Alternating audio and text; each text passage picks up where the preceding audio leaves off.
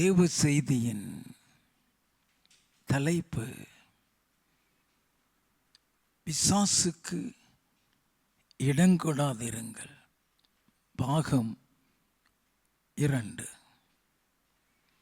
எபேசியரின் புஸ்தகம் 4வது அதிகாரம் 27வது வசனம். பிசாசுக்கு இடம் கொடாமலும் இருங்கள். இன்றைக்கும் தேவ திட்டம், தேவ தரிசனங்களுக்கு விரோதமாய் அவன் எப்படி போராடுவான், குடும்ப வாழ்க்கையில் எப்படி போராடி குடும்ப சமாதானத்தை எடுத்து விடுவான், அவைகளை நாம் தியானிக்க போகிறோம்.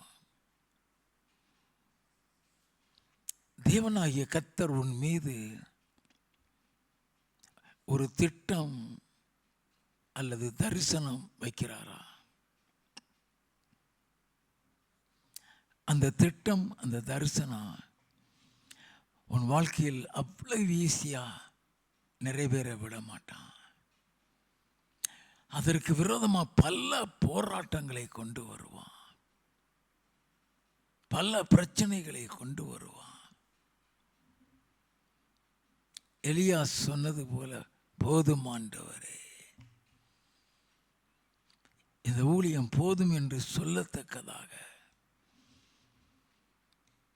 இந்த தரிசனம் போதும் என்று சொல்லத்தக்கதாக போராடுவான். இயேசு கிறிஸ்துனுடைய வாழ்க்கையிலும் கூட தேவனாகிய கர்த்தர் அவரை இந்த உலகத்திற்கு அனுப்பிய நோக்கம் நிறைவேற விடாதபடி எப்படியெல்லாம் போராடினான்.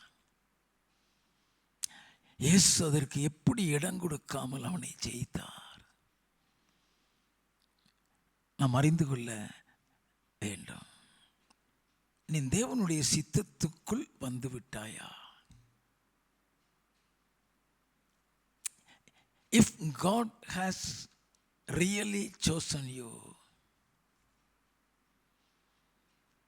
போராட்டம் உண்டு, பாடுகள் உண்டு, எல்லாம் தெரிந்து கொள்ள வேண்டும். இயேசு சொன்னார், மத்தேயு எழுதின சுவிசேஷம் 7வது அதிகாரம் 21வது வசனம். பரலோகத்தில் இருக்கிற என் பிதாவின் சித்தத்தின்படி செய்கிறவனே பரலோக ராஜ்யத்தில் பிரவேசிப்பானே அல்லாமல் என்னை நோக்கி கர்த்தாவே கர்த்தாவே என்று சொல்லுகிறவன் அதில் பிரவேசிப்பதில்லை. நல்ல கவனிங்க. நீ எவ்வளவுதான் ஜெபம் பண்ணினாலும் சரி, எவ்வளவுதான் நீ உபவாசம் இருந்தாலும் சரி, நீ எவ்வளவுதான் ஊழியம் செய்தாலும் சரி, அவருடைய சித்தத்தின்படி செய்யலைன்னா உன்னை அறிய மாட்டேன்னு சொல்லிடுவாரு. மத்தேயு 7:22 வாசிப்போம். அந்நாளில் அநேகர் என்னை நோக்கி கர்த்தாவே கர்த்தாவே உமது நாமத்தினாலே தீர்க்க தரிசனம் உரைத்தோம் அல்லவா, உமது நாமத்தினாலே பிசாசுகளை துரத்தினோம் அல்லவா, உமது நாமத்தினாலே அநேக அற்புதங்களை செய்தோம் அல்லவா என்பார்கள். அப்பொழுது நான் ஒரு காலம் உங்களை அறியவில்லை, அக்கிரம செய்கைக்காரரே என்னை விட்டு அகன்று போங்கள் என்று அவர்களுக்கு சொல்லுவேன். நல்ல கவனிங்க. யாரை பார்த்து சொல்றாரு? தீர்க்கதரிசிகளை பார்த்து. யாரை பார்த்து சொல்றாரு? தேவனால் வல்லமையாய் பிரயோஜனப்படுத்தப்பட்டவர்களை பார்த்து. யாரை பார்த்து சொல்லுகிறாரு? சுவிசேஷர்களை பார்த்து. அழைக்கப்பட்டவர்கள் தான், தெரிந்து கொள்ளப்பட்டவர்கள் தான். அவர்கள் மூலம் அற்புதங்கள் நடந்தது உண்மை, பிசாசுகள் ஓடினது உண்மை. ஆனா தேவனுடைய சித்தத்தின்படி அவங்க வாழல, அல்லது தேவனுடைய சித்தத்தின்படி ஊழியம் செய்யல. உங்களை அறியேன் என்று சொல்லிவிடுவார்.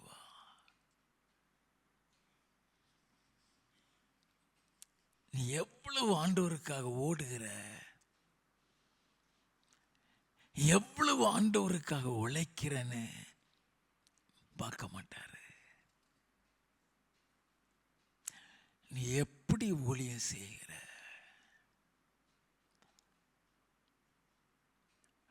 உன் சுய மகிமைக்காக செய்கிறியா, அவரை மகிமைப்படுத்த செய்கிறியான்னு பார்ப்பாரு. எல்லாம் கவனிக்க வேண்டும். அந்த ஊழியம் அவருடைய சித்தத்தின்படி இருக்குதா, அவர் சித்தத்துக்கு மாறாக இருக்குதா பார்ப்பாரு. எப்பொழுதுமே பிசாசினுடைய தந்திரங்களே நம்ம அறியாத வண்ணமாய் செயல்படுத்துறது தான். இயேசு கிறிஸ்து எப்படி சொல்லி வந்தார்?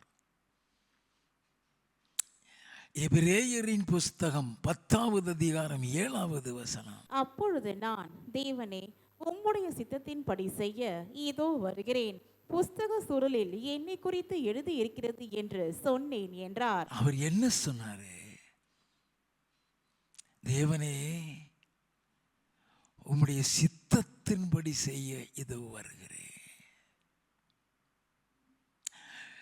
பிதாவினுடைய சித்தம், அவரை அனுப்பிய நோக்கமே அனைத்துமே பிசாசுக்கு விரோதமானதுதான். நல்லா கவனிக்க வேண்டும். இயேசு இந்த உலகத்துக்கு வந்த நோக்கமே பிசாசினுடைய சகல திட்டங்களையும் பிசாசினுடைய சகல கிரியைகளையும் அழிக்கும்படியாக தான் வந்தார். அப்படின்னா எவ்வளவாய் அவர் போராடி இருப்பார்.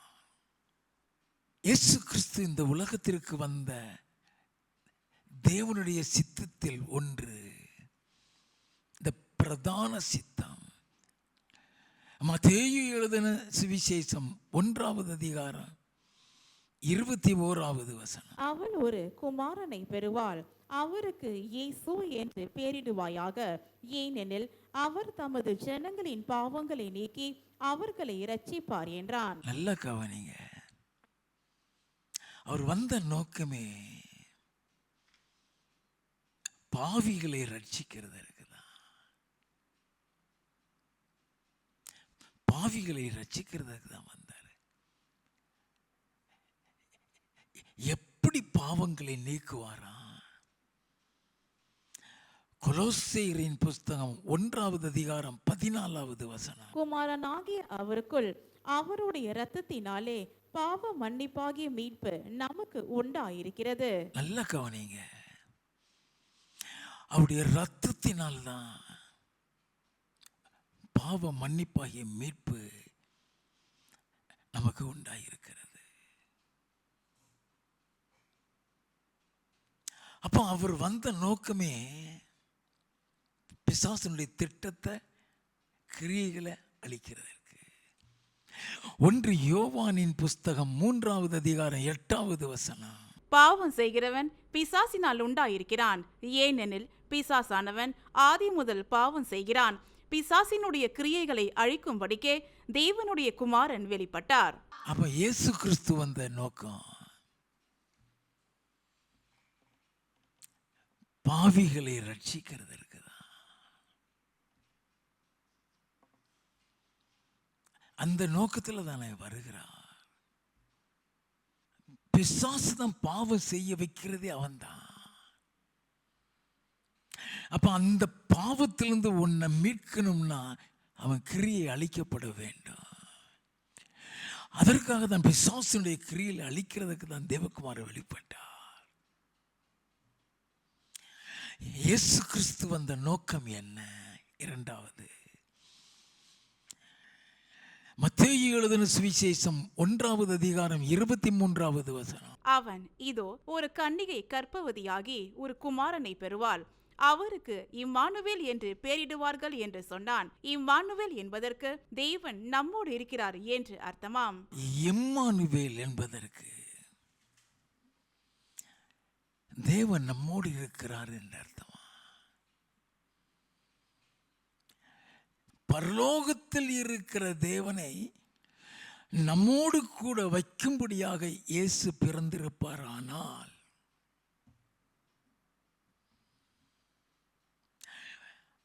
தேவனோடு கூட நமக்கு ஒரு ஒப்புரவாகுதல் ஏற்பட வேண்டும். எல்லாம் கவனிங்க. தேவனோடு கூட ஒரு ஒப்புரவாகுதல் ஏற்படலைன்னா தேவன் நம்மோடு கூட வந்து இருக்க முடியாது. தேவனோடு கூட ஒரு ஒப்புரவாகுதல் ஏற்படலைன்னா நம்ம பரலோகத்துக்கு போக முடியாது. The purpose of the coming of Jesus Christ is to reconcile with the Father. கொலோசியரின் புஸ்தகம் 1வது அதிகாரம் 20வது வசனம். அவர் சிலுவையில் சிந்தின இரத்தத்தினாலே சமாதானத்தை உண்டாக்கி பூலோகத்தில் உள்ளவைகள் பரலோகத்தில் உள்ளவைகள் யாவையும் அவர் மூலமாய் தமக்கு ஒப்புரவாக்கி கொள்ளவும் அவருக்கு பிரியமாயிற்று. அவரோடு கூட ஒப்புரவாக்கு இந்த சிலுவையில் சிந்தின இரத்தத்தினால. எல்லாம் கவனிங்க. கடைசியில் எடுப்பேன். அந்த ரத்தம் எப்படி அவர் பிதாவின் சித்தத்தை நிறைவேற்றிச்சுன்னு சொல்லி. ரோமரின் புஸ்தகம் 5வது அதிகாரம் 10வது வசனம். நாம் தேவனுக்கு சத்துருக்களாயிருக்கையில் அவருடைய குமாரனின் மரணத்தினாலே அவருடனே ஒப்புரவாக்கப்பட்டோமானால் ஒப்புரவாக்கப்பட்ட பின் நாம் அவருடைய ஜீவனாலே ரட்சிக்கப்படுவது அதிக நிச்சயமாமே. அப்போ இந்த ஒப்புரவாக்குதல் மூலமாக தேவனை நம்மோடு கூட இருக்க வைக்கிறார். நம்முடைய இருதயத்திலே வாசம் செய்ய வைக்கிறார். நம்மை தேவனுடைய பிள்ளையாகவே மாற்றுகிறார். நமக்குள் ஒரு ரட்சிப்பை கொண்டு வருகிறார். அந்த ஒப்புரவாக்குதல் அவ்வளவு காரியம் இருக்கிறது. 3வது, இயேசு கிறிஸ்து இந்த உலகத்துக்கு வந்த நோக்கத்தை பிதாவுடைய சித்தான்னு சொல்லி வந்தாரே, அது என்னதுன்னு பார்த்துட்டு இருக்கிறோம். கலாத்தியரின் புஸ்தகம் 3வது அதிகாரம் 13வது வசனம். மரத்திலே தூக்கப்பட்ட எவனும் சபிக்கப்பட்டவன் என்று எழுதியிருக்கிறபடி கிறிஸ்து நமக்காக சாபமாகி நியாய பிரமாணத்தின் சாபத்திற்கு நம்மை நீங்களாக்கி மீட்டு கொண்டார். நல்லா கவனிங்க. நியாய பிரமாணத்தின் சாபம் சொல்லப்பட்டிருக்கிறது. What is that? அவர் சிலுவையிலே மரித்ததுக்கு காரணம் நியாய பிரமாணத்தின் சாபத்திலிருந்து நம்மளை மீட்க. அந்த நியாய பிரமாணத்தின் சாபம் என்ன? உபாகமம் 21வது அதிகாரம் 23வது வசனம். இரவிலே அவன் பிரேதம் மரத்திலே தொங்கலாகாது, அந்நாளிலே தானே அதை அடக்கம் பண்ண வேண்டும். தூக்கி போடப்பட்டவன் தேவனால் சபிக்கப்பட்டவன். தூக்கி போடப்பட்டவன் தேவனால் சபிக்கப்பட்டவன். ஆகையால் உன் தேவனாகிய கர்த்தர் உனக்கு சுதந்திரமாக கொடுக்கும் உன் தேசத்தை தீட்டுப்படுத்தாயாக. இயேசுவையும் தூக்கி தான் போட்டார்கள். தூக்கி போடப்பட்டவன் தேவனால் சபிக்கப்பட்டவன். அதுதான் நியாயப்பிரமாணத்தின் சாபம். அந்த சாபத்திலிருந்து நம்மளை மீட்கும்படியாக அவர் தூக்கி போடப்பட்டார். சாபமே பிசாசினால் தான் வருது.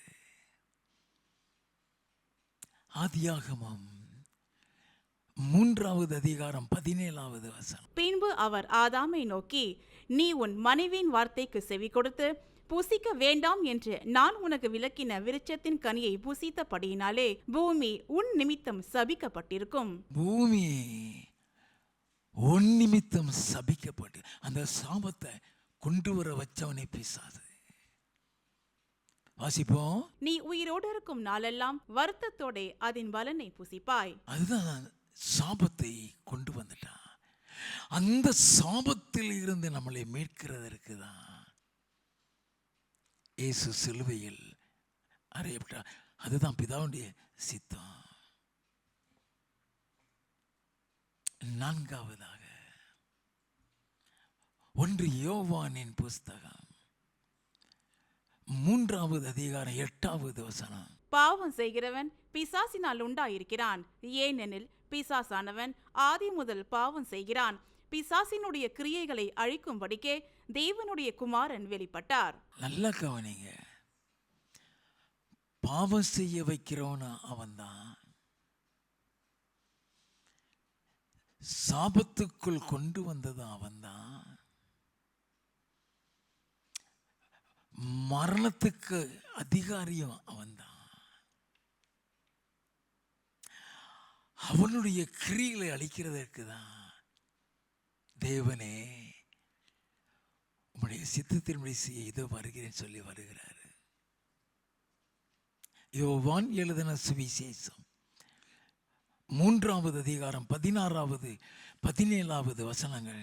தேவன் தம்முடைய ஒரே பேரான குமாரனை விசுவாசிக்கிறவன் எவனோ அவன் கெட்டு போகாமல் நித்திய ஜீவனை அடையும்படிக்கு அவரை தந்தர்லி இவ்வளவாய் உலகத்தில் அன்பு கூர்ந்தார். அப்ப அவர் அனுப்பின நோக்கமே பாவத்தில் இருக்கிறவன், சாபத்தில் இருக்கிறவன், பிசாசின் கரத்தில் இருக்கிறவன், பிசாசுக்கு செவி கொடுத்தவன், அத்தனை பேரையும் பிசாசின் கரத்தில் இருந்து மீட்டு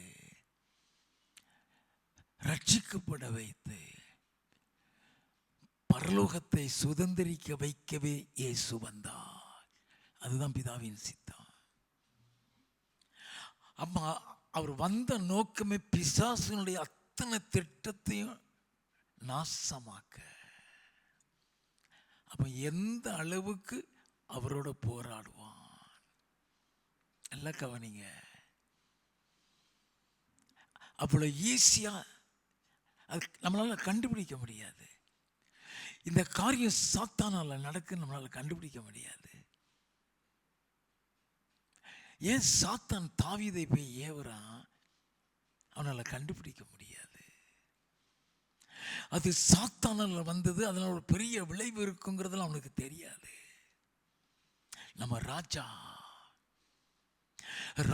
சொன்னதுதான் நடக்கணும் அப்படி நினைச்சுதான் செய்கிறான், விளைவை சந்திக்கிறான். அப்போ இயேசுவோடு எப்படியெல்லாம் போராடுறான். இந்த திட்டம் நிறைவேறக்கூடாது. மத்தேயு எழுதின சுவிசேஷம் 4வது அதிகாரம் 1வது வசனத்தில் இருந்து. அப்பொழுது இயேசு பிசாசினால் சோதிக்கப்படுவதற்கு ஆவியானவராலே வனாந்திரத்திற்கு கொண்டு போகப்பட்டார். அவர் இரவும் பகலும் 40 நாள் உபவாசமாய் இருந்த பின்பு அவருக்கு பசி உண்டாயிற்று. அப்பொழுது சோதனைக்காரன் அவரிடத்தில் வந்து, நீர் தேவனுடைய குமாரனேயானால் இந்த கல்லுகள் அப்பங்களாகும்படி சொல்லும் என்றான். இந்த கல்லுகள் அப்பங்களாகும்படி சொல்லும். அவர் சொன்ன அப்பமாயிரும். அவர் சொன்ன அப்பமாயிரும். சொல்லிட்டா பிசாசுக்கு செவி கொடுத்தது மாதிரி ஆயிரும். எல்லாம் கவனிங்க. அதை செஞ்சிட்டா அவனுக்கு இடம் கொடுத்தாச்சு. அவன் சொன்னது மாதிரி செஞ்சா அந்த கல் அப்பமாயிரும். இவர் அவனுக்கு அடிமையாயிருவாரு. யாருக்கும் அந்த ரகசியம் தெரியாது. அவன் சொல்லுவான். வாசிப்போம். அவர் பிரதியுத்தரமாக, மனுஷன் அப்பத்தினாலே மாத்திரமல்ல தேவனுடைய வாயிலிருந்து புறப்படுகிற ஒவ்வொரு வார்த்தையினாலும் பிழைப்பான் என்று எழுதி இருக்கிறதே என்றார். அப்பொழுது பிசாசு அவரை பரிசுத்த நகரத்திற்கு கொண்டு போய் தேவாலயத்து உப்பரிகையின் மேல் அவரை நிறுத்தி, நீர் தேவனுடைய குமாரனையானால் தாழ குதியும், ஏனெனில் தம்முடைய தூதர்களுக்கு உம்மை குறித்து கட்டளையிடுவார், உமது பாதம் கல்லில் இடராத படிக்க அவர்கள் உம்மை கைகளில் ஏந்தி கொண்டு போவார்கள் என்பதாய் எழுதியிருக்கிறது என்று சொன்னான். அதற்கு இயேசு, உன் தேவனாகிய கர்த்தரை பரீட்சை பாராதிருப்பாயாக என்றும் எழுதியிருக்கிறதே என்றார். மறுபடியும் பிசாசு அவரை மிகவும் உயர்ந்த மலையின் மேல் கொண்டு போய் உலகத்தின் சகல ராஜ்யங்களையும் அவைகளின் மகிமையையும் அவருக்கு காண்பித்து, நீர் சாஷ்டாங்கமாய் விழுந்து என்னை பணிந்து கொண்டால் இவைகளை எல்லாம் உமக்கு தருவேன் என்று சொன்னான். அப்பொழுது இயேசு, அப்பாலே போ சாத்தானே, உன் தேவனாகிய கர்த்தரை பணிந்து கொண்டு அவர் ஒருவருக்கே ஆராதனை செய்வாயாக என்று எழுதியிருக்கிறதே என்றார். அப்பொழுது பிசாசானவன் அவரை விட்டு விலகி போனான். உடனே தேவதூதர்கள் வந்து அவருக்கு பணிவிடை செய்தார்கள். இந்த வசனத்தினுடைய அர்த்தம் என்ன தெரியுமா? எல்லாவற்றையும் உம்முடைய கையில தருவேன்னு சொல்றான். இவன் அதிகாரியாக மாற,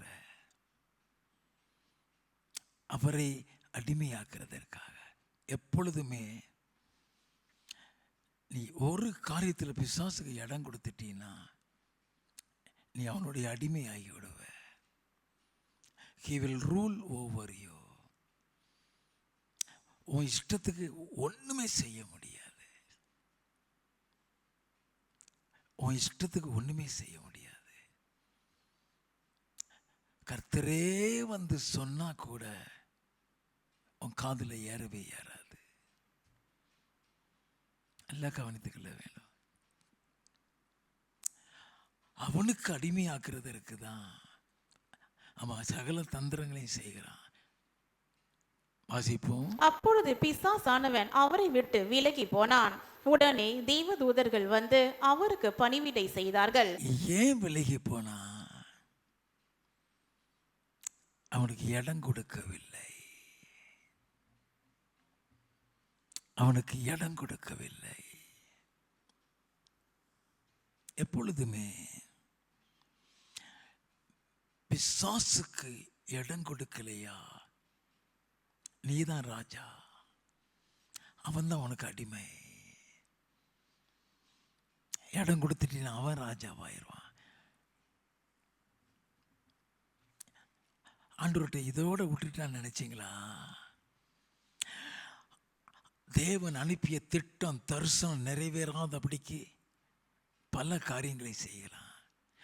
யோவான் எழுதின சுவிசேஷம் 8வது அதிகாரம் 3 முதல் 6 வசனங்கள். அப்பொழுது விபச்சாரத்திலே கண்டுபிடிக்கப்பட்ட ஒரு ஸ்திரீயை வேத பாரகரும் பரிசேயரும் அவரிடத்தில் கொண்டு வந்து அவளை நடுவே நிறுத்தி, போதகரே, இந்த ஸ்திரீ விபச்சாரத்தில் கையும் மெய்யுமாய் பிடிக்கப்பட்டால் இப்படிப்பட்டவர்களை கல்லெறிந்தி கொள்ள வேண்டும் என்று மோசே நியாயப்பிரமாணத்தில் நமக்கு கட்டளையிட்டிருக்கிறாரே, நீர் என்ன சொல்லுகிறீர் என்றார்கள்.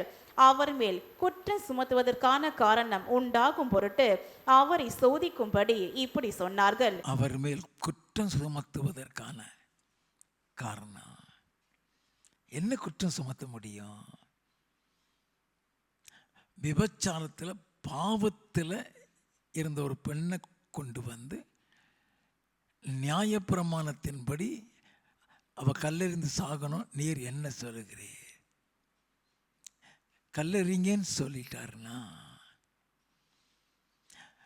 பாவிகளை ரட்சிக்க தானே கிறிஸ்து வந்தார் என்று தேவதூதன் யோசிப்பட்டு சொன்னான்.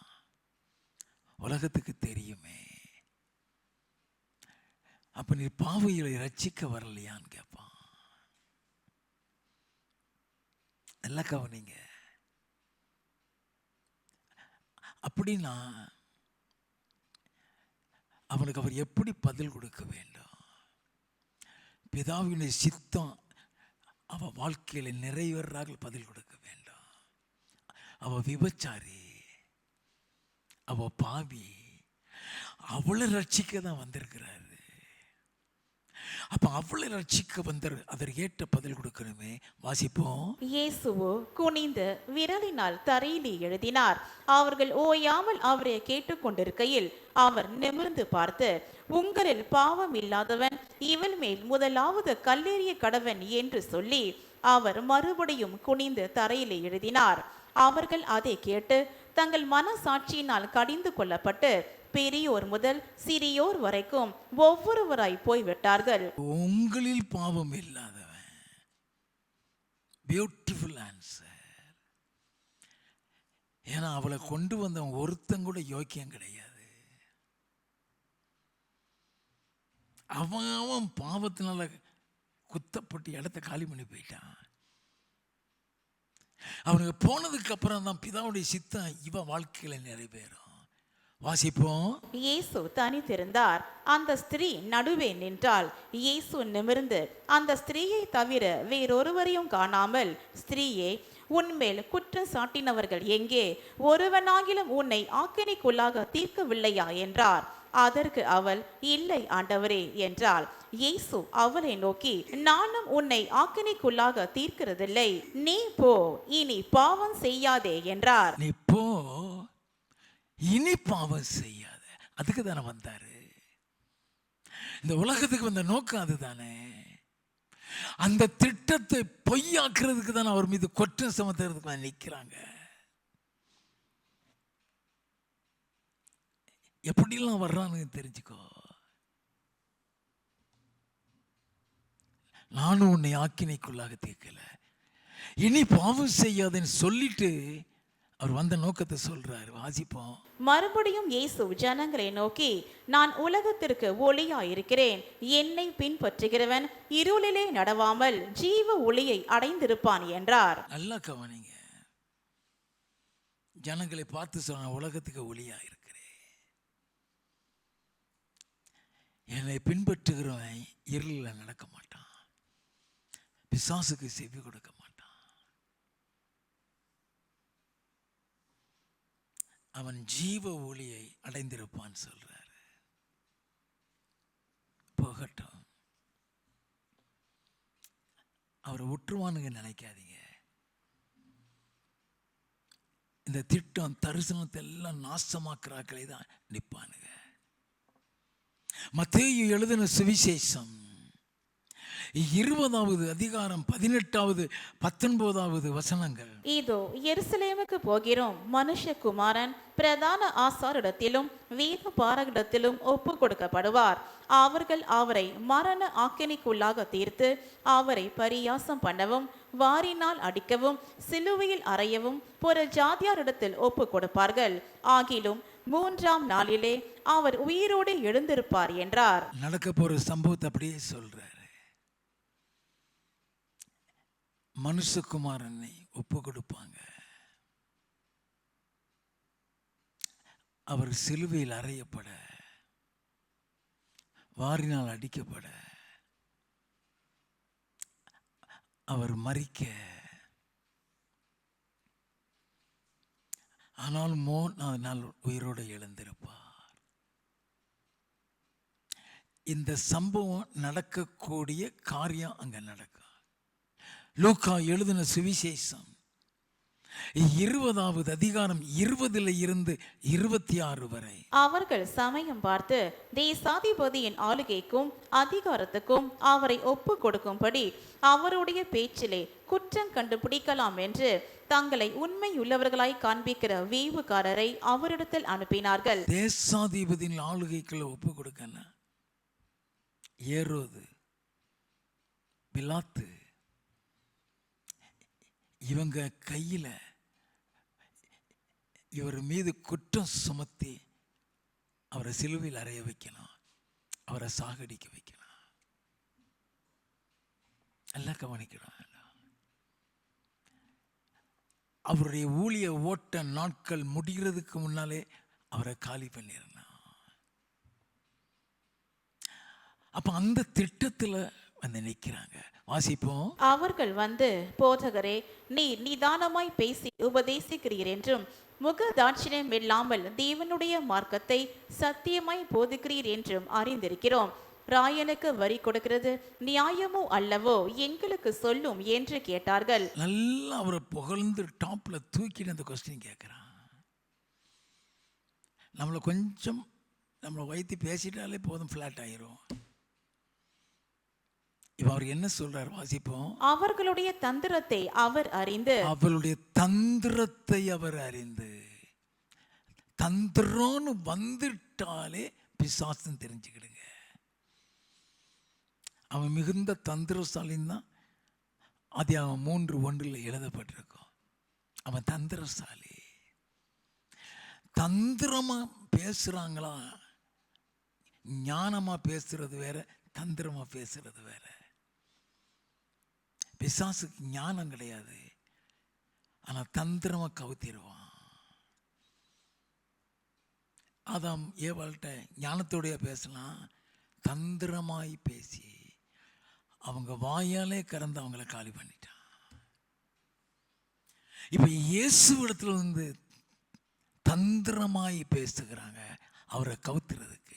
வாசிப்போம். அவர்களுடைய தந்திரத்தை அவர் அறிந்து, நீங்கள் என்னை ஏன் சோதிக்கிறீர்கள்? ஒரு பணத்தை எனக்கு காண்பியுங்கள், இதில் இருக்கிற சொரூபமும் மேலெழுத்தும் யாருடையது என்று கேட்டார். அதற்கு அவர்கள் ராயனுடையது என்றார்கள். அதற்கு அவர், அப்படியானால் ராயனுடையதை ராயனுக்கும் தேவனுடையதை தேவனுக்கும் செலுத்துங்கள் என்றார். அவர்கள் அவரை ஜனங்களுக்கு முன்பாக பேச்சிலே குற்றம் பிடிக்க கூடாமல் அவர் சொன்ன உத்தரவை குறித்து ஆச்சரியப்பட்டு மௌனமாயிருந்தார்கள். நல்ல கவனிங்க. ஏன் பரலோகத்தை சுதந்திரிக்க ஆண்டவர் ஞானம் வேணுங்கிறாரு? பிசாசனுடைய தந்திரத்தை அறியணும்னு அந்த ஞானம் வரணும். அந்த ஞானம் இல்லைன்னா காலி பண்ணிடுவான். அவருக்குள் ஞானம் அறிவு பொக்கிஷம் அடங்கி இருக்கிறது. அதனால எல்லாத்தையும் கண்டுபிடிக்கிறாரு. அந்த பதில் சொன்னோன்னு அவங்களால வேற பேசவே முடியவில்லை. அப்படி அவர் சொல்லியும் அப்படியே அவர் மீது பொய் சொல்லி தேசாதிபதி முன்னால் நிற்பாங்க. லூக்கா 23வது அதிகாரம் 1 முதல் 4 வசனங்கள். அவர்களுடைய கூட்டத்தார் எல்லாரும் எழுந்திருந்து அவரை பிலாத்துவினிடத்திற்கு கொண்டு போய், இவன் தானே கிறிஸ்து என்னப்பட்ட ராஜாவென்றும் ராயருக்கு வரி கொடுக்க வேண்டுவதில்லை என்றும் சொல்லி ஜனங்களை கலகப்படுத்த கண்டோம் என்று அவர் மேல் குற்றம் சாட்டத் தொடங்கினார்கள். பிலாத்து அவரை நோக்கி, நீ யூதருடைய ராஜாவா என்று கேட்டான். அவர் அவனுக்கு பிரதி உத்தரமாக, நீர் சொல்லுகிறபடிதான் என்றார்.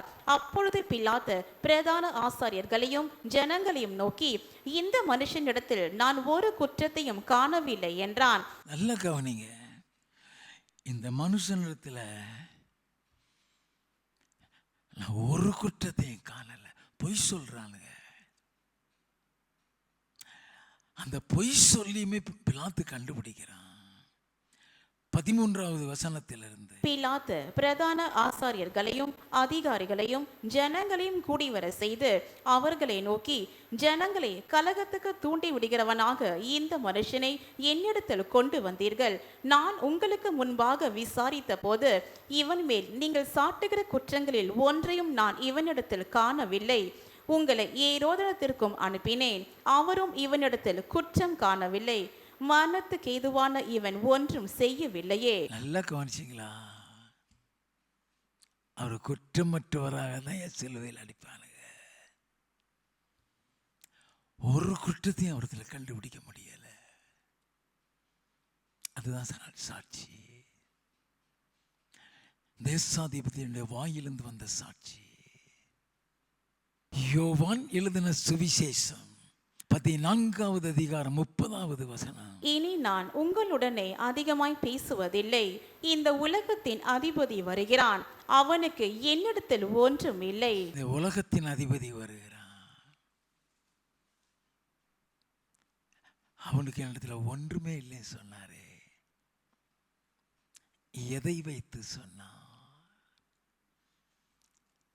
யோவான் 8வது அதிகாரம் 46வது வசனம். என்னிடத்தில் பாவம் உண்டென்று உங்களில் யார் என்னை குற்றப்படுத்த கூடும்? நல்ல கவனிங்க. என்னிட பாவம் உண்டுன்னு உங்களை யார் என்ன குற்றப்படுத்த கூடும்? அதனாலதான் இந்த உலகத்தின் அதிபதி வர்றான், அவனுக்கு என்னிடத்தில் ஒன்றும் இல்லைன்னாரு. நீ பரிசுத்தமா மத்தனை இருந்துட்டியா, பிசாசு ஒன்றை வந்து விளையாடவே முடியாது. எல்லாம் கவனித்துக்கிடுங்க. ஃபவுண்டேஷனே பரிசுத்தம்தான். பிசாசினுடைய சகல தந்திரங்களையும் சிலுவையில் தான் ஜெயித்தா. கொலோசையரின் புஸ்தகம் 2வது அதிகாரம் 13 முதல் 15 வரை வாசிக்க கேட்போம். உங்கள் பாவங்களினாலேயும் உங்கள் மாம்ச விருத்த சேதனம் இல்லாமையினாலேயும் மரித்தவர்களாயிருந்த உங்களையும் அவரோடே கூட உயிர்ப்பித்து அக்கிரமங்கள் எல்லாவற்றையும் உங்களுக்கு மன்னித்து நமக்கு எதிரடையாகவும் கட்டளைகளால் நமக்கு விரோதமாகவும் இருந்த கையெழுத்தை குலைத்து அதை நடுவில் இராதபடிக்கு எடுத்து சிலுவையின் மேல் ஆணி அடித்து துரைத்தனங்களையும் அதிகாரங்களையும் உரிந்து கொண்டு வெளியரங்கமான கோலமாக்கி அவைகளின் மேல் சிலுவையிலே வெற்றி சிறந்தார். அவைகளில் மேல் சிலுவையில் வெற்றி சிறந்தார்.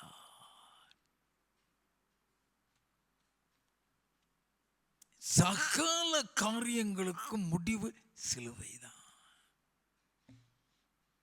நல்ல கவனிங்க. ஏன் சிலுவையில வெற்றி சிறந்தார் சொல்லப்பட்டிருக்கு? அவர் சரீரத்தில் எங்கெல்லாம் இருந்து ரத்தம் வருதோ அந்த ரத்தம் எப்படி பிசாசனுடைய ஒவ்வொரு கிரியையிலையும் அழிக்குதுங்கிறத நம்ம பார்க்க போறோம். தேவன் அவரை அனுப்பின திட்டம், தரிசனம், நோக்கம் எல்லாம் சிலுவையில தான் வெற்றி பெற்றாரு. மத்தேயு எழுதின சுவிசேஷம் 27வது அதிகாரம் 28 முதல் 30 வசனங்கள். அவர் வஸ்திரங்களை கழற்றி சிவப்பான மேல் அங்கியை அவருக்கு உடுத்தி முள்ளுகளால் ஒரு முடியை பின்னி அவர் சிரசின் மேல் வைத்து அவர் வலது கையில் ஒரு கோலை கொடுத்து அவர் முன்பாக முழங்கார் படியிட்டு யூதருடைய ராஜாவே வாழ்க என்று அவரை பரியாசம் பண்ணி அவர் மேல் துப்பி அந்த கோலை எடுத்து அவரை சிரசில் அடித்தார்கள். அந்த கோலை எடுத்து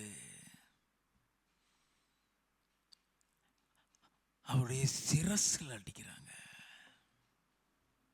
நல்ல கவனிங்க.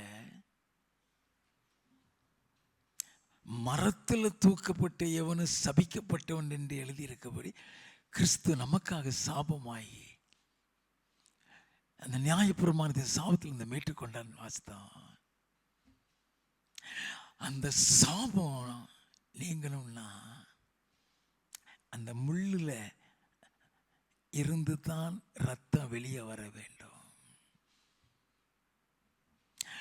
கோலை எடுத்து தலையில முள் முடின முள் கிரீடத்தை வச்சு அடிச்சான்னா அந்த முள் அப்படியே கல்லை கிழிச்சிட்டு உள்ள போகும், சதையை கிழிச்சிட்டு உள்ள போகும்.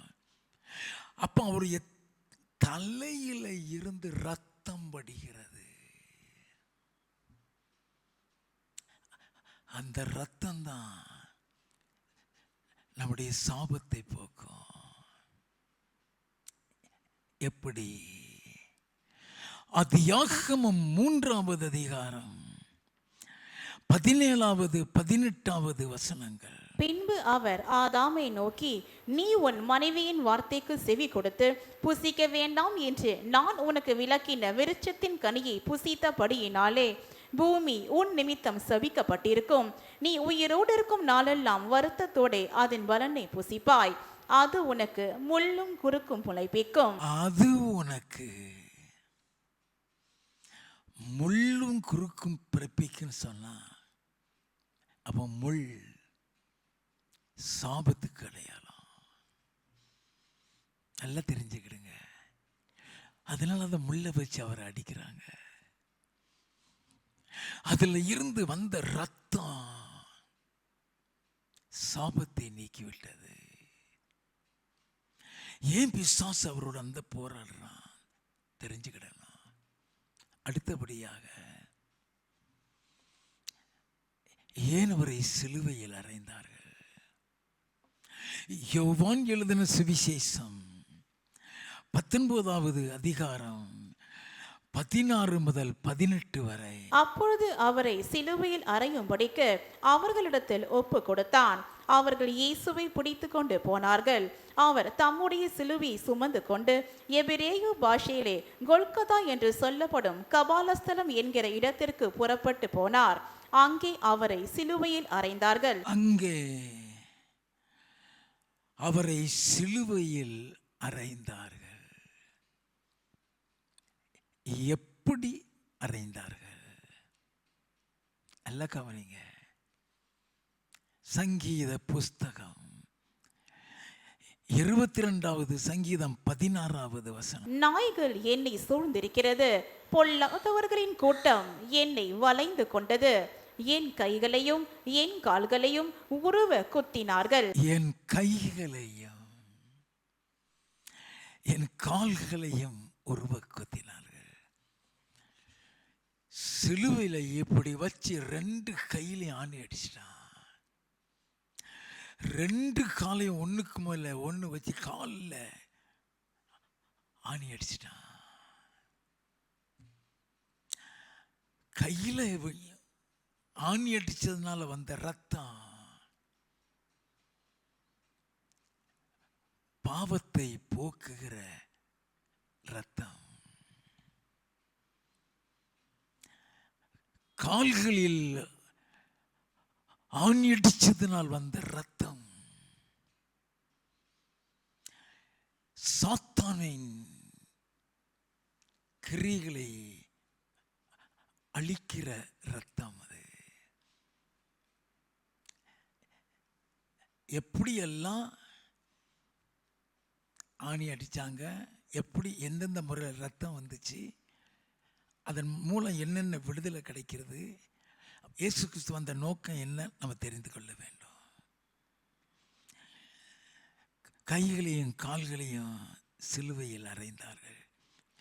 யோவான் எழுதின சுவிசேஷம் 20வது அதிகாரம் 19வது 20வது வசனம். வாரத்தின் முதல் நாளாகிய அன்றைய தினம் சாயங்கால வேளையிலே சீஷர்கள் கூடியிருந்த இடத்தில் யூதர்களுக்கு பயந்ததினால் கதவுகள் பூட்டிருக்கையில் இயேசு வந்து நடுவே நின்று, உங்களுக்கு சமாதானம் என்றார். நல்லா கவனிங்க. பயந்து போய் உள்ள கடக்கானுங்க. உங்களுக்கு சமாதானம் என்று சொன்னார். அதில் அர்த்தம் உண்டு.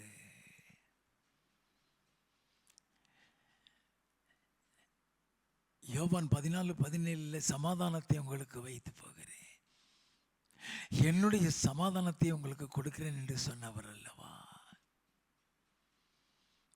அப்போ இப்பொழுது அவங்களை பார்த்து உங்களுக்கு சமாதானம் என்று சொல்லிட்டு என்ன சொல்லுகிறார்? வாசிப்போம். அவர் இப்படி சொல்லி தம்முடைய கைகளையும் விலாவையும் அவர்களுக்கு காண்பித்தார்.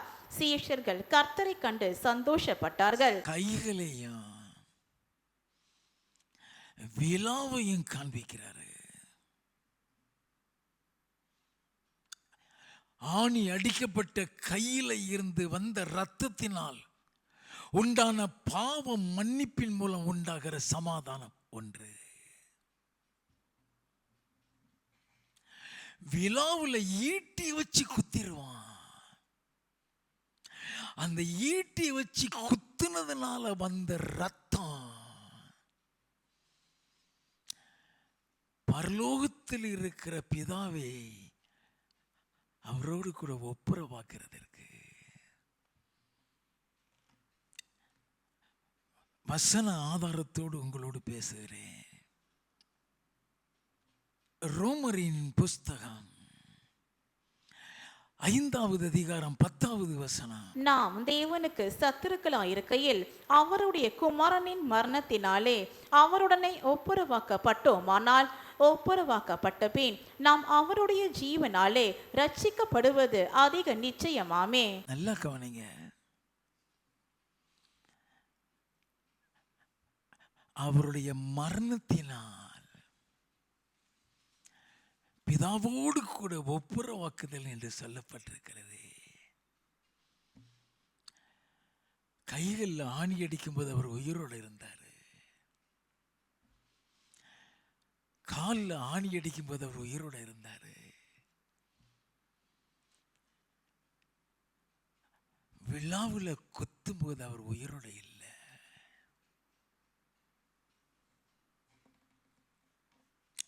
மரித்த பின்புதான் குத்தினானுங்க, மரித்த பின்புதான் ரத்தம் வந்தது. யோவான் எழுதின சுவிசேஷம் 19வது அதிகாரம் 33, 34.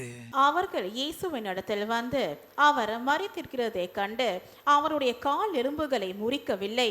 ஆகிலும் போர் சேவகரில் ஒருவன் ஈட்டியினாலே அவருடைய விலாவில் குத்தினான். உடனே இரத்தமும் தண்ணீரும் புறப்பட்டது. எப்போ? மரித்ததற்கு பின்பு. அங்க வாசித்தோம், அவருடைய மரணத்தினால் ஒப்புரவாக்குதல் உண்டாக்கினாரே. இப்ப மரித்ததுக்கு பின்பு அந்த ரத்தம் பாருது. அப்படி நான் மரித்ததற்கு அப்புறம் அந்த ரத்தத்தின் மூலம் தான் பிதாவோடு கூட ஒப்புரவாகுது. கொலோசியரின் புஸ்தகம் 1வது அதிகாரம் 20, 21. அவர் சிலுவையில் சிந்தின இரத்தத்தினாலே சமாதானத்தை உண்டாக்கி பூலோகத்தில் உள்ளவைகள் பரலோகத்தில் உள்ளவைகள் யாவையும் அவர் மூலமாய் தமக்கு ஒப்புரவாக்கி கொள்ளவும் அவருக்கு பிரியமாயிற்று.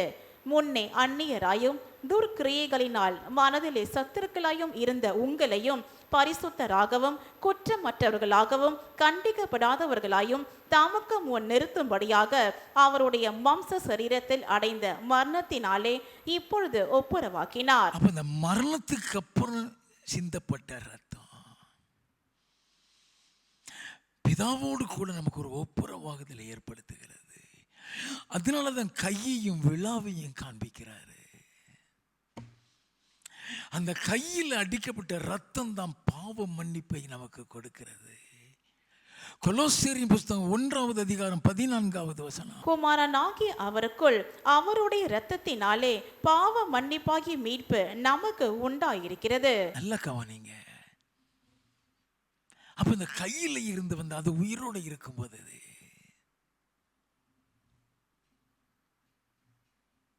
அவரு காலையும் ஆணி அடிச்சாங்க. சங்கீத புஸ்தகம் 22:16. நாய்கள் என்னை சூழ்ந்திருக்கிறது, பொல்லாதவர்களின் கூட்டம் என்னை வளைந்து கொண்டது, என் கைகளையும் என் கால்களையும் உருவ குத்தினார்கள். என் கால்களையும் உருவ குத்தினார்கள் சொல்லப்பட்டிருக்கிறது. அப்ப 1 யோவான் 3:8 வாசித்தான், பிசாசின் கிரியை அழிக்கிறதுக்கு தேவகுமாரன் வெளிப்பட்டாருன்னு. அந்த கால்களால என்ன நடந்தது? ஆதியாகமம் 3வது அதிகாரம் 14, 15. அப்பொழுது தேவனாகிய கர்த்தர் சர்ப்பத்தை பார்த்து, நீ இதை செய்தபடியால் சகல நாட்டு மிருகங்களிலும் சகல காட்டு மிருகங்களிலும் சபிக்கப்பட்டிருப்பாய். நீ உன் வயிற்றினால் நகர்ந்து உயிரோடு இருக்கும் நாளெல்லாம் மண்ணை தின்பாய். உனக்கும் ஸ்திரீக்கும் உன் வித்துக்கும் அவள் வித்துக்கும் பகை உண்டாக்குவேன். உனக்கும் ஸ்திரீக்கும் உன் வித்துக்கும் அவள் வித்துக்கும் பகை உண்டாக்குவேன். அவர் உன் தலையை நசுக்குவார். அவர் என் இயேசுவை சொல்லுகிறார், உன் தலையை நசுக்குவார். அது சிலுவையில தான் அவர் அந்த தலையை நசுக்கினை அந்த சத்துருடைய வல்லமை அழிச்சார் இல்லையா? அந்த அதிகாரத்தை நமக்கும் கொடுத்திருக்கிறாரு. நல்லா தெரிஞ்சுங்க, அந்த அதிகாரத்தை நமக்கும் கொடுத்திருக்கிறாரு. ரோமரின் புஸ்தகம் 16வது அதிகாரம் 20வது வசனம். சமாதானத்தின் தேவன் சீக்கிரமாய் சாத்தானை உங்கள் கால்களின் கீழே நசுக்கி போடுவார். நல்ல கவனிங்க, உங்கள் கால்களின் கீழே நசுக்கி போடுவார் சொல்றாரு.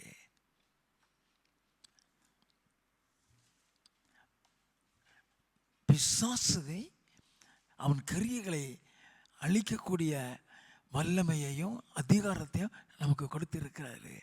லூக்கா 10வது அதிகாரம் 19வது வசனம். இதோ சர்ப்பங்களையும் தேள்களையும் மிதிக்கவும் சத்துருவினுடைய சகல வல்லமையும் மேற்கொள்ளவும் உங்களுக்கு அதிகாரம் கொடுக்கிறேன், ஒன்றும் உங்களை சேதப்படுத்த மாட்டாது. ஆண்டவர் சொல்லுகிறாரே, சத்துருடைய சகல வல்லமையை மேற்கொள்ள உங்களுக்கு அதிகாரம் கொடுத்திருக்கிறாரு. சங்கீத புஸ்தகம் 91வது சங்கீதம் 13வது வசனம். சிங்கத்தின் மேலும் விரியன் பாம்பின் மேலும் நீ நடந்து பால சிங்கத்தையும் வலு சர்ப்பத்தையும் மிதித்து போடுவாய். அவன் என்னிடத்தில் வாஞ்சையா இருக்கிறபடியால் அவனை விடுவிப்பேன். என் நாமத்தை அவன் அறிந்திருக்கிறபடியால் அவனை உயர்ந்த அடைக்கலத்திலே வைப்பேன். அப்ப ஆண்டவர் அந்த அதிகாரத்தை நமக்கு கொடுக்கிறாரு. சர்ப்பத்தை மிதிக்கிற அதிகாரம். பயப்பட வேண்டாம். அதுக்கு தான் மேலையில் நிற்கும் போது நான் ஏன் மிதிச்சுட்டு போறேன், அந்த அதிகாரத்தை நமக்கு கொடுத்திருக்கிறாரு. அவனுக்கு அதிகாரம் கிடையாது, நம்மளை மேற்கொள்ளக்கூடிய அதிகாரம் அவனுக்கு கிடையாது. அவனை மேற்கொள்கிற அதிகாரத்தை கொடுத்திருக்கிறாரு. அதுதான் அவனுடைய மரணத்தில் சிலுவையில் ஆணி அடிக்கப்பட்டதுனால பிசாசை ஜெயிக்கிறதுக்கு தான் இயேசு சிலுவையில் அறையப்பட்டு நமக்கு அந்த அதிகாரத்தை கொடுத்திருக்கிறார். பிசாசுக்கு பயப்பட வேண்டிய அவசியம் இல்லை. உங்களுக்கு கண்டு அவன் தான் பயப்படணும். எல்லாம் தெரிஞ்சுக்கிடுங்க. நீ ரட்சிக்கப்பட்டுட்டியா? நீ ரட்சிக்கப்பட்டுட்டினாலே உனக்குள்ள ஒரு அதிகாரம் வருது. மார்க் எழுதின சுவிசேஷம் 16வது அதிகாரம் 17வது வசனம். விசுவாசிக்கிறவர்களால் நடக்கும் அடையாளங்கள் ஆவன. என் நாமத்தினாலே பிசாசுகளை துரத்துவார்கள், நவமான பாஷைகளை பேசுவார்கள், சர்ப்பங்களை எடுப்பார்கள், சாவுக்கு ஏதுவான யாவற்றை குடித்தாலும் அது அவர்களை சேதப்படுத்தாது. வியாதியஸ்தர் மேல் கைகளை வைப்பார்கள், அப்பொழுது அவர்கள் சொஸ்தமாவார்கள் என்றார். நல்லா கவனிங்க. இந்த அதிகாரத்தை எல்லாம் நமக்கு கொடுத்திருக்கிறாரு. அவர் சிலுவையில் ஆணி அடையப்பட்டதுனால அந்த ரத்தம் நம்மளை கழுவிருச்சா, அந்த இயேசு நமக்குள்ள வந்து வாசம் செய்கிறாரா, அந்த அதிகாரம் எல்லாம் நமக்கு உண்டு. ஒன்றும் உங்களை சேதப்படுத்தாது, ஒன்றும் உங்களை சேதப்படுத்தாது. போகட்டும். அடுத்தபடியாக காயின் ஆபேல் விஷயத்தில் எப்படி இடம் கொடுக்கிறான் தெரிஞ்சுக்கிட வேண்டும். ஆதியாகமம் 4வது அதிகாரம் 3 முதல் 5 வசனங்கள். சில நாள் சென்ற பின்பு காயின் நிலத்தின் கனிகளை கர்த்தருக்கு காணிக்கையாக கொண்டு வந்தான். ஆபேலும் தன் மந்தையின் தலையீற்றுகளிலும் அவைகளில் கொடுமையானவைகளிலும் சிலவற்றை கொண்டு வந்தான். ஆபேலையும் அவன் காணிக்கையையும் கர்த்தர் அங்கீகரித்தார். காயினையும் அவன் காணிக்கையும் அவர் அங்கீகரிக்கவில்லை. அப்பொழுது காயினுக்கு மிகவும் எரிச்சல் உண்டாகி அவன் முகநாடி வேறுபட்டது. அப்பொழுது காயினுக்கு மிகவும் எரிச்சல் உண்டாகி முகநாடி வேறுபட்டது. எப்பொழுதுமே மூஞ்ச தூக்கிட்டியா, நீ பிசாசுக்கு இடம் கொடுத்துட்டேன்னு அர்த்தம். எரிச்சல், கோபம், மூர்க்கம், கசப்பு அத்தனை பிசாசினால் வர்றது. உன் வீட்டிலையும் இந்த காரியத்தை செய்வான். கணவன் மனைவிக்குள்ள யாருக்குள்ளேயாவது பூந்துருவான். சண்டை தாங்க. அதுக்கும் வசனம் இருக்கு.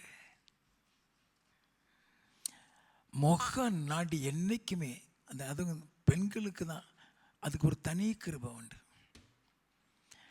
கொஞ்சம் திட்டானா போதும், வாய் பேச தெரியாது, பதிலுக்கு மூஞ்ச இவ்வளவு நீளத்துக்கு தூக்கிடுவாங்க.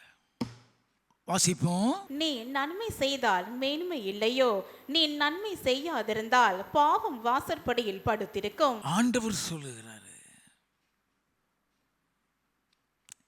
நீ நன்மை செய்தால் மேன்மை இல்லையா? நன்மை செய்யாட்ட பாவம் வாசல் படியில் படுத்திருக்கும். சங்கீத புஸ்தகம் 37வது சங்கீதம் 8வது வசனம். கோபத்தை நெகிழ்ந்து உக்கிரத்தை விட்டுவிடு, பொல்லாப்பு செய்ய ஏதுவான எரிச்சல் உனக்கு வேண்டாம். கோபத்தை விட்டுவிடு. இப்போ இவனுக்குள்ள இருக்கிற எரிச்சல்ங்கிறது பொல்லாப்பு செய்கிற எரிச்சல். பொல்லாப்பு செய்கிற எரிச்சல் உனக்கு இருக்க வேண்டான்னு எழுதி வச்சிருக்கிறார் ஆண்டவர். அப்போ காயினுக்குள்ள பிசாசு பூந்தாங்கிறதுக்கு அடையாளமே பொல்லாப்பு செய்கிற எரிச்சல். அவன் பூந்துட்டானா அவனுக்கு அவன் அடிமை. அவன் எப்படி நினைக்கிறானோ அதன்படி தான் நடக்க முடியும்.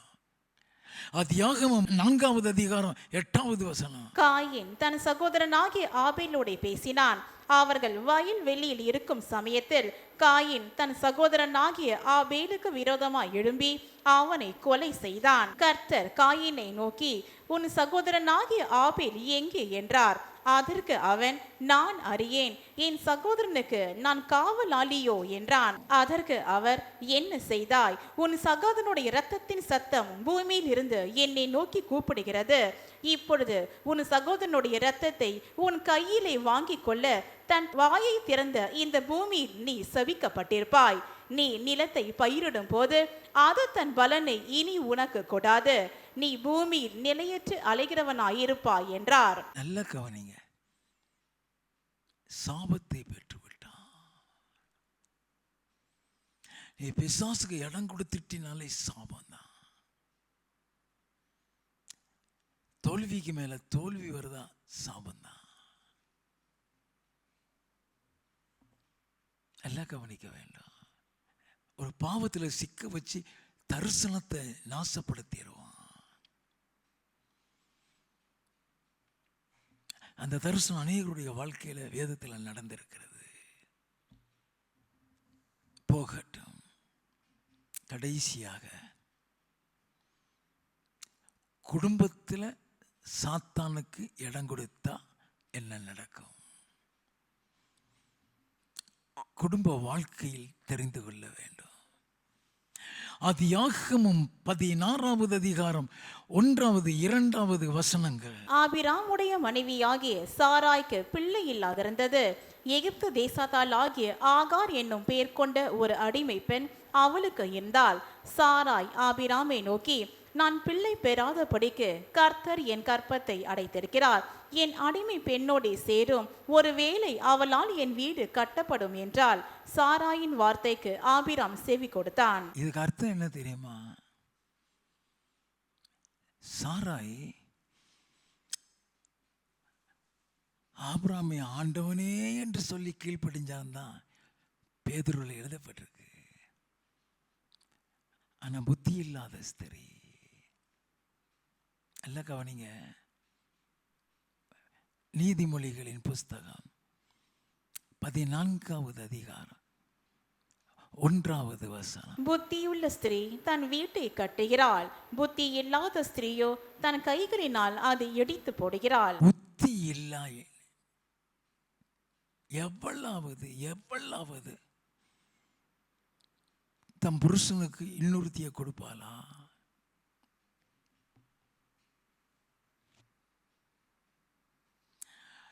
ஆதியாகமம் 16வது அதிகாரம் 3வது வசனம். ஆபிராம் கானான் தேசத்தில் 10 வருஷம் குடியிருந்த பின்பு ஆபிராமின் மனைவியாகிய சாராய் எகிப்து தேசத்தாலான தன் அடிமை பெண்ணாகிய ஆகாரை அடைத்து அவளை தன் புருஷனாகிய ஆபிராமுக்கு மறுமனையாட்டியாக கொடுத்தாள். மறுமனையாட்டி இன்னொரு மனைவியா கொடுக்கிறாய். அப்ப அவளுக்குள்ள கொஞ்சமாவது ஞானம் இருக்குதா? புத்தி இல்லாத ஸ்திரீ தன் வீட்டை இடித்து போடுகிறார். நல்லா தெரிந்து கொள்ள வேண்டும். வாசிப்போம். அவன் ஆகாரோடே சேர்ந்தபோது அவள் கற்பந்தரித்தாள். அவள் தான் கர்ப்பவதியானதை கண்டபோது தன் நாச்சியாரை அற்பமாக எண்ணினாள். அப்பொழுது சாராய் ஆபிராமை நோக்கி, எனக்கு நேரிட்ட அநியாயம் உமது மேல் சுமரும். என் அடிமை பெண்ணை உம்முடைய மடியிலே கொடுத்தேன். அவள் தான் கர்ப்பவதியானதை கண்டு என்னை அற்பமாக எண்ணுகிறாள். அவ மறுமனை மாட்டியா கொடுக்கும்போது அவளும் மனைவி ஆயிடுறா இல்லையா? அப்ப அவ என்ன நினைப்பா? உனக்கு பிள்ளை இல்லை, எனக்கு பிள்ளை இருக்கு, கர்ப்பமாயிட்டேன், இப்போ நான் தான் அவருக்கு மனைவியும்பா. அதனால் அவளை மதிக்க மாட்டா, அவளை மதிக்க மாட்டா. பியூட்டிஃபுல்லாக கர்த்தரோடு போய்க்கிட்டு இருந்த குடும்பம்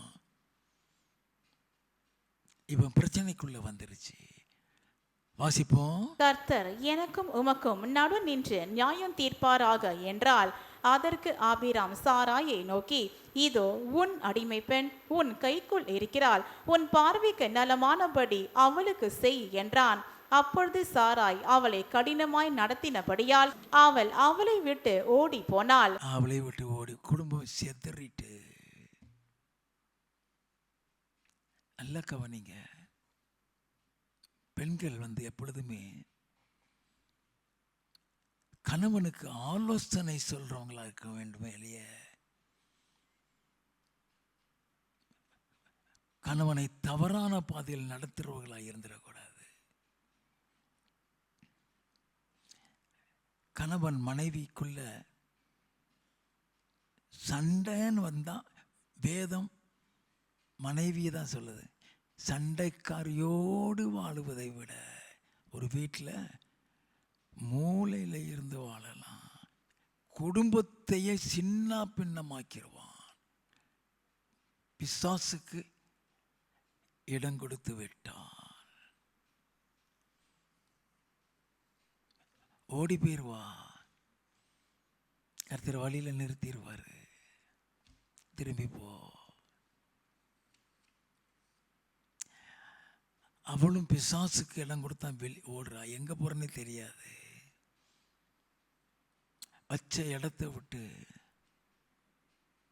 போகாத. நன்றாக தெரிந்து கொள்ள வேண்டும், உன் ஆண்டவர் எங்க வைக்காரோ அங்கிருந்து வெளியே தள்ளிடுவான். நல்லா கவனித்துக் கொள்ள வேண்டும். ஆண்டவர் உன்னை குறித்து ஒரு திட்டம், ஒரு தரிசனம் வைக்கிறாரா, அந்த பாதையில் கொண்டு போவார். அதை புரிந்து கொள்ளக்கூடிய ஞானம் வேண்டும். அல்லேலூயா.